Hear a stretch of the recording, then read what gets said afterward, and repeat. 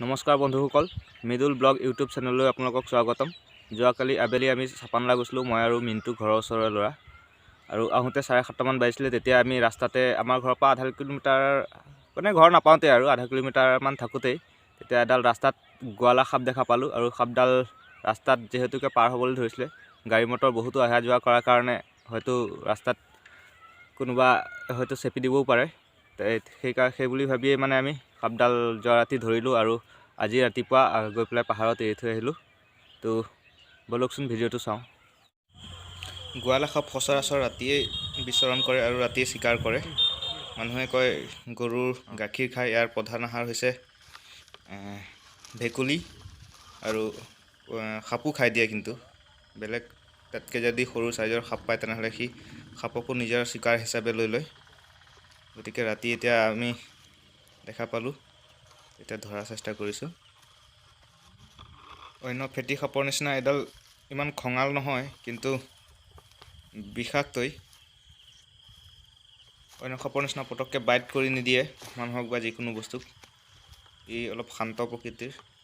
সচৰাচৰ এডাল সাপ ৰাতিয়ে দেখা পোৱা যায়, মানে ৰাতি বিচৰণ কৰেতো, সেইকাৰণে ৰাতিয়ে দেখা পোৱা যায়। আৰু এনেও ৰাস্তাৰ মাজলৈ আহিছিলে, গতিকে আমি ভাবিলোঁ যে ধৰি পেলাই ইয়াক পাহাৰত এৰি দিয়াৰ কথা। গতিকে আৰু আপোনালোকে হয়তো দেখিছে এই ৰাস্তাই ঘাটে কেতিয়াবা হয়তো সাপ গাড়ীয়ে চেপি গুচি যায়। গতিকে ইয়াক আমি বস্তাত ভৰাই লৈ যোৱাৰ চেষ্টা কৰিছোঁ আৰু পাহাৰত এৰি দিম। আপোনালোকক যদি কিবা কাৰণত ক'ৰবাত সাপে বাইট কৰে, তেনেহ'লে আপোনালোক বেজালিৰ পাল্লাত নপৰি চিধা চৰকাৰী হস্পিটেলত যাব অতি সোনকালে।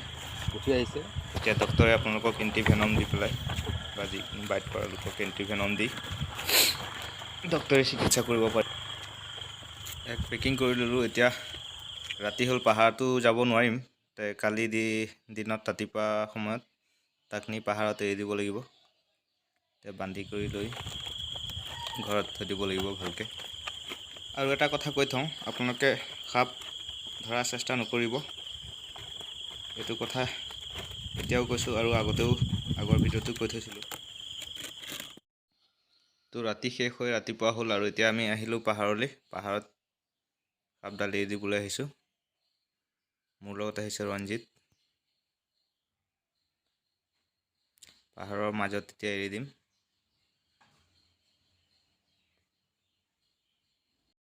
আৰু এতিয়া সাপডাল ইয়াতে এৰা হ'ব। সাপডাল দেখাত কিন্তু বহুত ধুনীয়া লাগে দেখি, ক'লা আৰু হালধীয়া মালাৰ নিচিনা।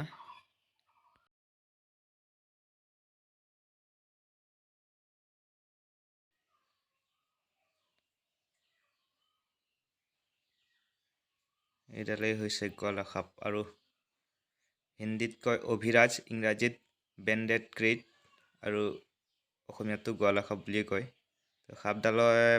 সাপডালক মানুহে অলপ বেলেগ বুলি ভাবে। ইয়াৰ সাপডালৰ নেজত বোলে আৰু এডাল মুখ আছে, দুমুখীয়া সাপ বুলিও কয়, কিন্তু সেইটো সম্পূৰ্ণ মিছা কথা।